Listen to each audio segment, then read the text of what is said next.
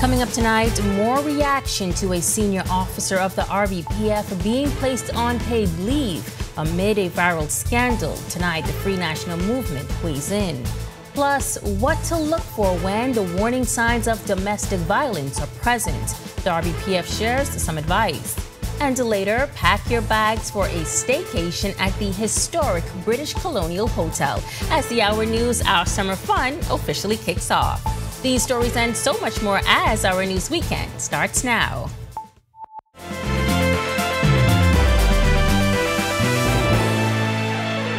This is Our News Weekend. Thank you so much for joining us. I'm Megan Shepard.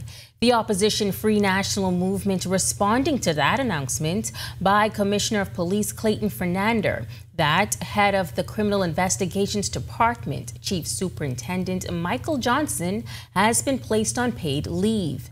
This following a scandal involving several explosive voice notes. A statement from party chairman Dr. Dwayne Sands reads in part, quote, "While we believe in the presumption of innocence for all, the startling contents of the circulated notes have far-reached implications for many investigations and the public's view of the RBPF in general," end quote. The statement further calls for the Prime Minister and Minister of National Security to request the participation of an international law enforcement partner, such as Scotland Yard or the FBI, to oversee the investigation. Failing that, the party chairman says a full commission of inquiry should be convened. The statement concludes that the Free National Movement expects urgent public assurance from the Prime Minister in short order. Well, some good news for a pilot in Exuma tonight, as he was able to walk away from a crash landing with no reported injuries. The sole occupant of a twin-engine Piper Aztec, the pilot was said to be conducting a test flight when he experienced mechanical problems, leading to the crash landing in bushes near the runway. Police say the incident occurred in Mostown, Exuma yesterday, just before 4 p.m. Investigations into what went wrong are ongoing. Debate on the 2024-2025 budget has officially wrapped up, making way for the communication to be tabled in the lower chambers. Weighing in on behalf of the business community is Chairman of the Bahamas Chamber of Commerce, Timothy Ingram. We were happy to see that there were no new taxes, so to speak. And after the last couple of years where we saw some new taxes, or we saw requirements for audits, for instance, which may not be a new tax, but it's more costs added to the business. So we were happy to see that.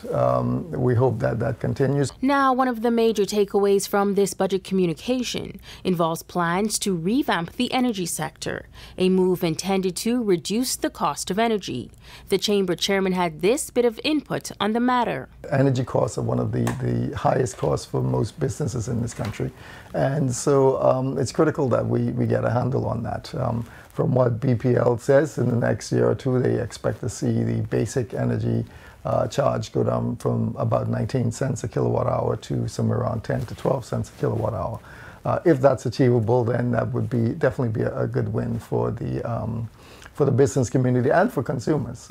If we can get our energy costs down, that then will unleash some capital or release some capital for business persons to do more. However, Thompson says he did not agree with government's decision to purchase a $2.5 million aircraft. I can't say whether or not the timing of the plane is right. It doesn't appear to be correct. I know, if you talk to the people on Eleuthera, they would say, well, wait a minute, we don't have water. Our electricity goes off 3 or 4 times a day.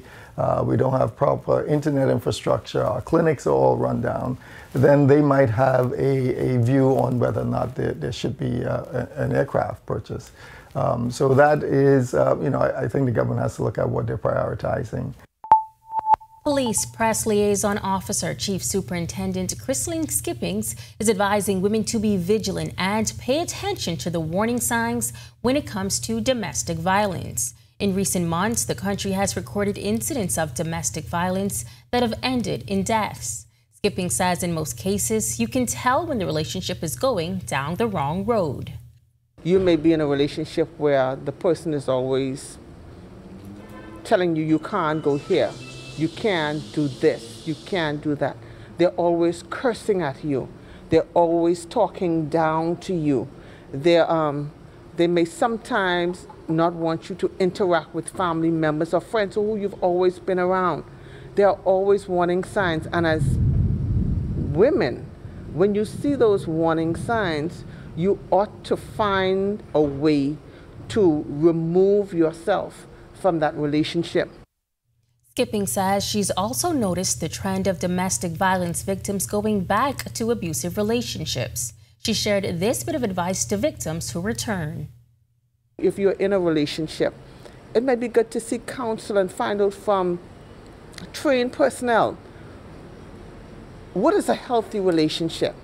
So persons can guide you and give you those instructions as to what you should be looking for, what you should not tolerate in a relationship.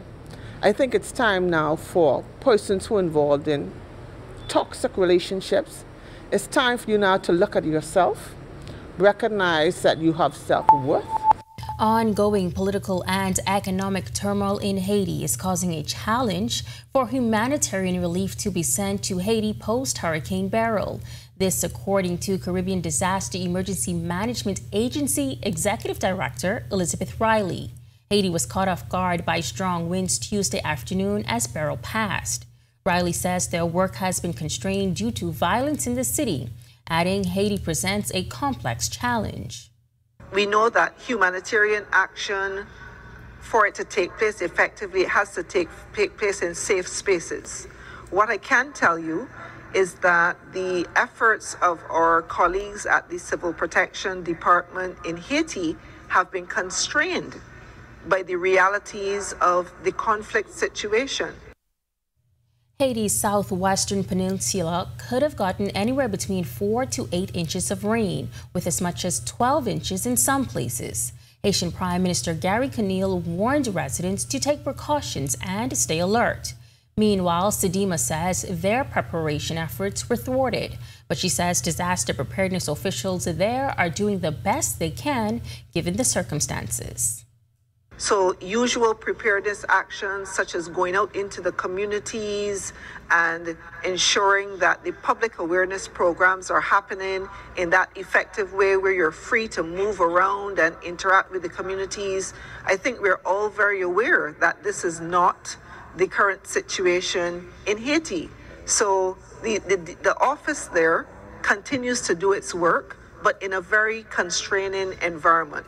So if you ask me if they are operating in the way they normally do with respect to preparedness actions, the answer is no. When Our News Weekend comes back from the break, we're heading downtown for a staycation right here at home. Pack your bags for a relaxing day at the British Colonial Hotel. Plus, taking the mission of the church beyond the four walls. We'll tell you about the touching initiative in honor of National Day of Service. That's coming up when Our News Weekend returns.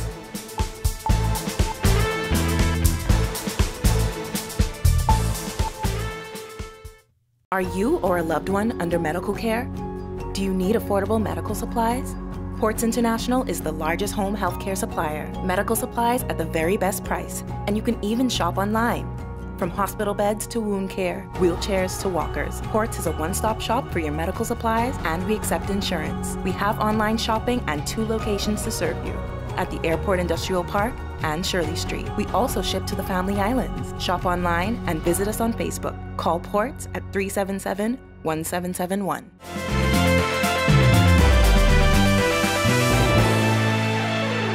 It's officially summertime, and that means it's time to enjoy the sun, sand, and sea, and of course, delicious Bahamian food. In this staycation series, we hope to show you some tried and proven hot spots, as well as the hidden gems of the island. So pack a day bag, sunscreen, and your appetite as we explore the historic British Colonial Hotel. They say breakfast is the most important meal of the day, and when you staycation at the British Colonial Hotel, the Tamarind Marketplace is the perfect place to start your day.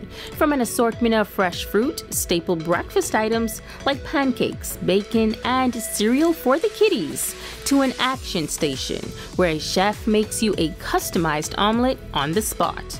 Executive Chef Ignacio Pota says there's something for everyone. Unlimited food, and we try to hit the perfect balance between our international guests, which are a big portion of what we do, and our local clientele. You will always find your different sausages and bacon and ham and pastries, but also we make sure that every day there is a daily special. For example, today you will see that there is chicken sauce and grits. Currently pricing it at $35 for all-inclusive buffet, or even just $25 if somebody wants to come just for the continental breakfast. And now that you're all fueled up for the day, mixologist Derek Blackman tells us the Red Pearl Grill is a perfect next stop. Here you can enjoy the shaded and comfy cabanas or enjoy some splash time in the pool. And just a few short steps away, the crystal clear ocean waters. This is your one-stop shop for your frozen punches, your daiquiris, anything that's related to the heat and the beach and pool area. For us right now, we do have our fan favorites, which is our fish tacos, our loaded nachos, and also our favorite assorted wings, where you can get it, as I said, once again, with our famous punches, which would be your loco, Bahamas Mamas, your zombies, also your one favorite sky juice. Your frozen drinks go for the assorted flavors of mango, strawberry, guava, peach, whatever it may be. And if you're like me, after a long day at the pool, it's time to rest up and get prepared for the next culinary adventure. We also are bringing something new because right now we don't have much areas in the sushi field that does ramen. So we're doing a ramen twist with a sushi, so you can always come to get something that you can be warm, something you can feel like having a ramen. And we have the authentic ramen, you know. For more from our amazing staycation at the British Colonial Hotel, be sure to tune into Our News Weekend tomorrow for part 2. Well, 9 young ladies in Grand Bahama are all vying for the title of Little Miss Glitz. The 16-week program included activities like horseback riding, a girls' day, and mentoring sessions on a number of topics. But come July 7th, there can only be one winner at the end of the night. The contestants will take part in several categories beginning at 7:30 p.m. at the Bahamas Union of Teachers Hall. Director of the pageant, Kriana Roll, says the pageant is all about building self-esteem and confidence in young girls. We aim to showcase the talents and the skills of the contestants. This is our 7-year hiatus. After 7 years, we came back with the rebirth of the Gems. So we are excited to introduce the 9 contestants of the Little Miss Glitz Bahamas pageants, and they will be representing gems. So we have Little Miss Diamond, we have Little Miss Emerald, we have Little Miss Pearl, Opal, and all the other gems. Reigning Queen Charity Hippolyte shares insight about her journey with the organization over the years. When I won the pageant, I went international to Orlando, where I competed against other contestants. And I actually got a title, World Imperial Beauty Spirit. I also went on an all-expense-paid trip to Disney World. Also, we went horseback riding as well with the contestants. We had a seminar where I also spoke about being a queen and the life of it, and other important individual things that these ladies need to know in order to succeed. We wish all of the young ladies good luck tomorrow night. On this National Day of Service, members of the Church of God of Prophecy came together to restore a member's Podelo Street home. Our Jean Joseph was there and tells us more about the heartwarming initiative. A labor of love that began over 3 months ago, coming to a close on the National Day of Service. This, as volunteers from Church of God of Prophecy added the final touches to Isula Henfield's homestead, which she's lived in since July 1973.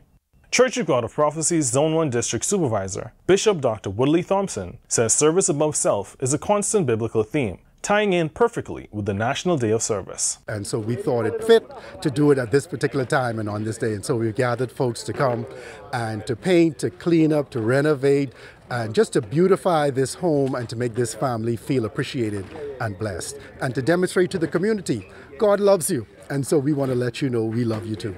Project lead Antonio Hanna says the church regularly supports its communities, and members of all ages came together for this special initiative. We had 50 strong who came together, and we are just beautifying this house by painting. We're adding some herbs to the yard. We're putting some flowers up, and we're just going to make this whole environment feel warm and comfortable for one of our senior members of our church. Henfield says she would have had to complete the much-needed repairs in phases and appreciates the gesture from her church community. Little me, old me, they, to pick me, and I appreciate it a lot. There's so many things I want to, and I give God thanks and the glory for what He has done for me and my life, and I appreciate it a lot. And I thank who all come around and do their little part. Everybody do a part, and I appreciate it very much. Trust me, I appreciate it. Awesome. Because I didn't expect it to happen like this. Reporting for Our News, I'm Gene Joseph.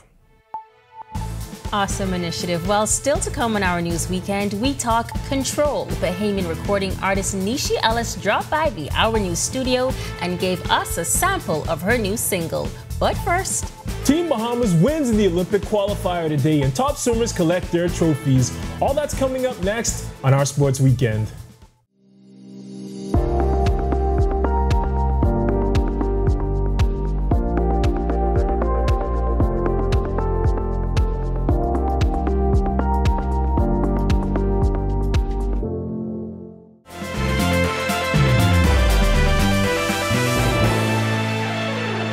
Welcome back. It's now time for Our Sports Weekend. I'm Tage Adderley.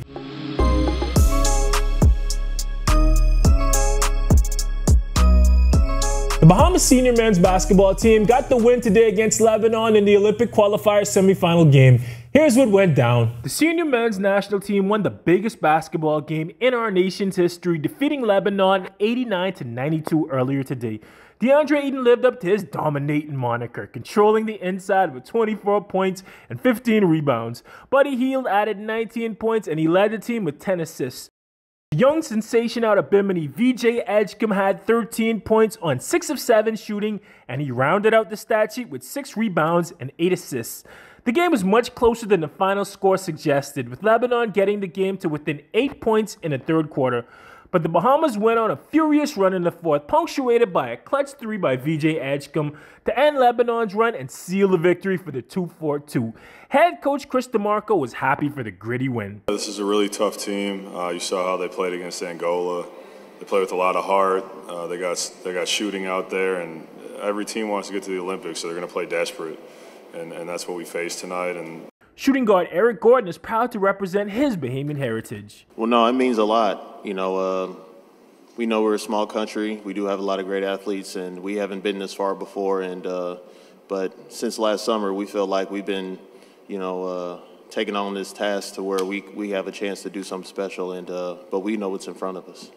That win might have been the biggest in the history of Bahamas basketball, but they have a chance to outdo that tomorrow in the championship game.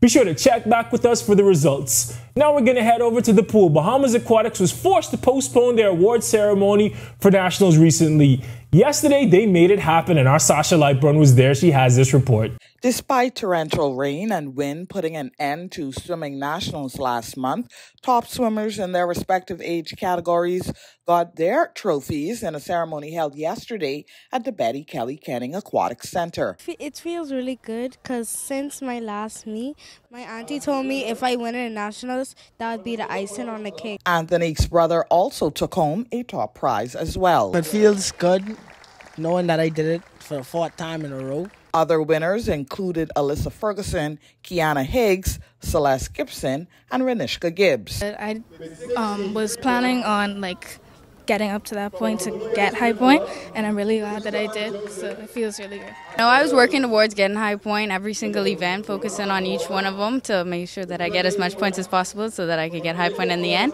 and it worked out. 100 free is one of my favorite events, and I went into the race thinking that I was going to do very well, and the outcome was more than I thought it would have been. It feels good. I'm very proud of myself. Honestly, I had high expectations for this race. Particularly, I wanted to go a little bit faster, but I still got the record. The overall winner for the meet was Mako Aquatics with 2,920 points. Reporting for Our Sports, I'm Sasha Lightborn. Back to you, Tage. Congratulations to all of our elite swimmers. That's a wrap for sports this evening. For our sports weekend, I'm Tage Adderley. On the other side of this break, the songstress herself, Nish Ellis, fills us in on her new song to hit the airwaves. Stick with us.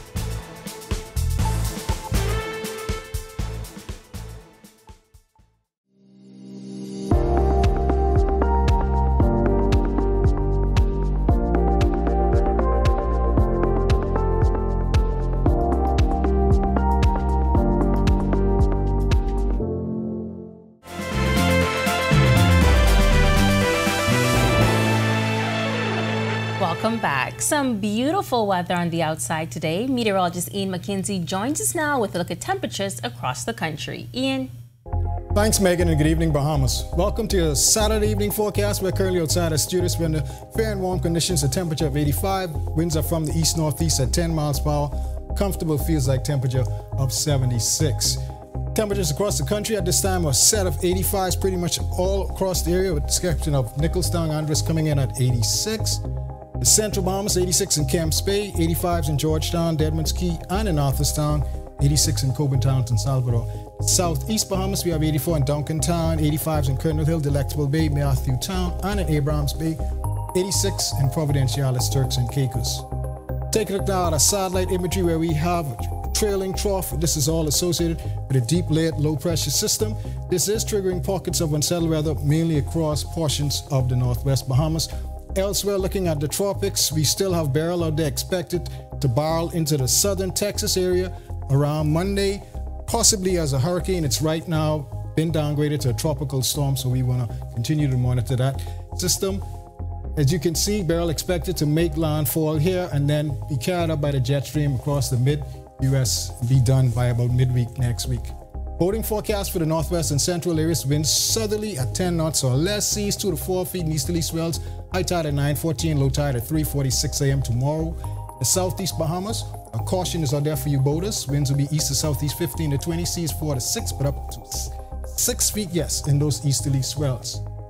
Extended forecast, some light showers hanging around. We're pretty much into our summer pattern, so you can expect afternoon showers, possible thunderstorms, highs in the low 90s, lows in the upper 70s, low 80s. That's a wrap in evening forecast. Make it a great, safe, fun night, everyone. Thanks, Ian. Well, Miss Loose Me, better known as Nish Ellis, has a new single called Control. She stopped by the studio earlier this week and told our Sasha Lightborn a little more about it. Let's take a look and a listen. And now I got you shaking, I in control. This party and the vibe is taking a hold. Now the rhythm got you whining, tapping your toe. Ooh, you better know. That's Bahamian performing artist Nish Ellis singing her new hit, Control, which dropped earlier this week. The song was written by Ian McQuay. It was produced by Shad Cawley from Shad Cawley and the VIPs, my boys. I worked with LJ. He did the bass line. Joey, he did the drums. These guys are so gifted, so talented. And, you know, I just sprinkled my little thing on top of that. And we created a masterpiece. International standard. I am so excited for where this song is going. From midnight to now, the song has been released. And between that time frame, the reviews have been amazing from everyone. And the song doesn't have the typical rake and scrape rhythm. It gives a new feel to it. And so it may take some that are used to the traditional way of Bahamian music to warm up to it, but I'm hoping that they connect with it in some way.